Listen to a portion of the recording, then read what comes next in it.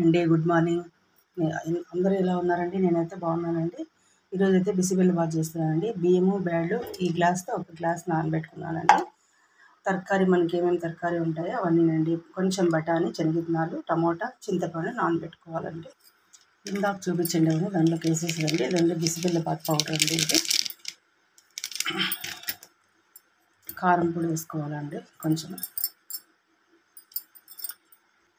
రుచికి తగ్గట్టు సాల్ట్ అండి. మన ఇంట్లో ఏమేమైతే తరకారీ ఉంటాయో అన్నీ వేసుకోవచ్చండి. ఉప్పు అన్నీ వేసేసి కుక్కర్ మూత పెట్టేయడమేనండి. అన్నీ కుక్కర్లో వేసేసి కుక్కర్ మూత పెట్టేసేయడమేనండి. దీనిలోకి పెరుగు పచ్చడి మనం బయట తీసుకుంటామండి.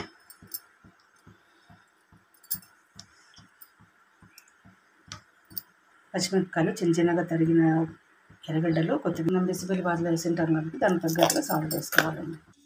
బిసిబెల్లబాత్కి తర్వాత వేసేసుకోవడం అండి. ఆవాలు, జీలకర్ర, ఇంగువ, కరివేపాకు వేసేసుకొని వేడి అయిపోయిందండి.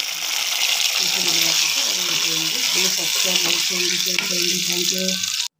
బిసిబెల్లబాత్ రెడీ అయిపోయిందండి. సర్వ్ చేసుకోవడమే అండి. ప్లీజ్ సబ్స్క్రైబ్, లైక్ చేయండి, షేర్ చేయండి. Thank you.